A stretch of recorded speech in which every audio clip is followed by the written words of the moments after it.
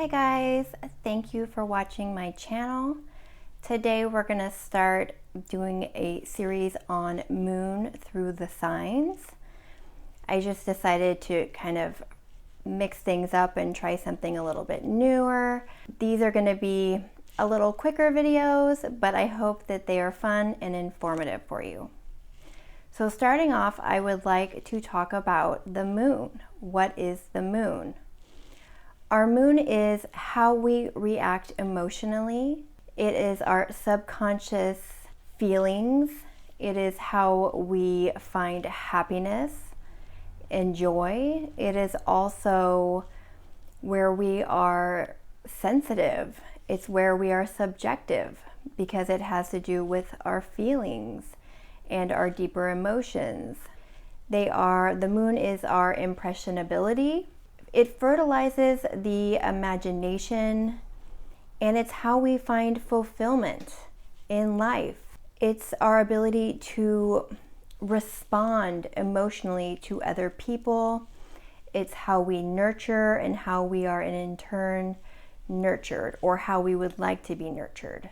And it's our responsibility to take care of our moon. If we are not taking care of our moon can suffer. And when our moon suffers, we suffer. And this can make you someone who is more timid or shy or closed off emotionally. It can make your imagination more overactive. It can make you indecisive, where you're really not sure how you feel. It could make you overreactive and very defensive. So it's very, very important that we know our moon. We know how to take care of our moon. You go to a therapist and they're like, what's wrong with you? And you're like, well, I don't know. And then you go in to talk about your entire life, and it's kind of like this really intense, almost degrading process of, letting this person into your whole life. And then they kind of just give you a couple pointers and some pills, and it's like, there you go. But with astrology, it really pinpoints where these wounds and issues can be. A lot of times, our moon is the main place where we can look to when we want to find what the issue is. Moon in Pisces.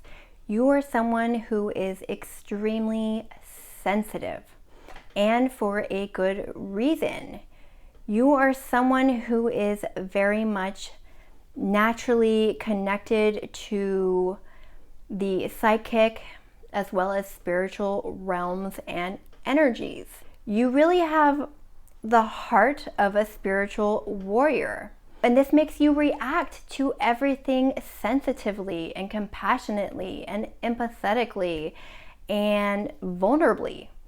You're someone who can sometimes go through periods of unfocused daydreaming, and that is something that you need in your life in order to find comfort and tranquility. You may have this sense of like a oneness with the world as a whole, and a lot of times this can be hard for a Pisces moon because the world we live in is a material world.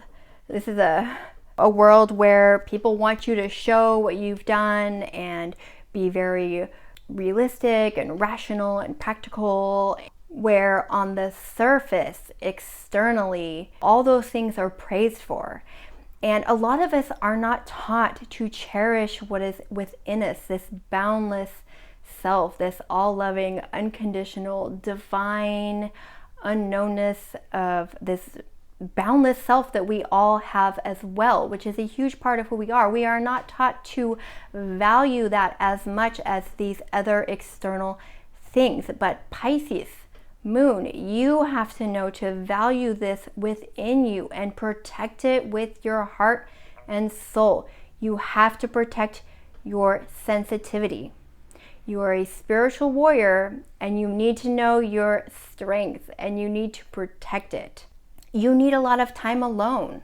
To be happy, you are someone who needs time alone. You need time to recharge your energy by experiencing this vastness within yourself. This could be through daydreaming, this could be through journaling, through poetry, through listening to music. You know, Pisces is that sign where it's like you hear music and that sound, it like feeds your soul, you know, whether it's classical or metal. It's like whatever that is, it's like you need that energy. You need to feel things from the inside out, and it like overtakes you. You need to transcend through some kind of creativity, some kind of outlet. You need to be okay with your sensitivity. If someone says, you know, oh, you're oversensitive, or you seem very, you know, spaced out, that's something that is you. That's part of who you are. Just because you can't see it externally doesn't mean it's not there. This is a very real placement. This is a very deep placement. This one takes a lot of inner strength, and I think that that's something that someone who sees external things, it's like, no, it takes a lot of inner strength, knowledge, and awareness to manage the depths of your soul. That is your gift, Moon in Pisces. It's like you are soulful. You are someone who can reach those deeper places where a lot of people don't feel comfortable with.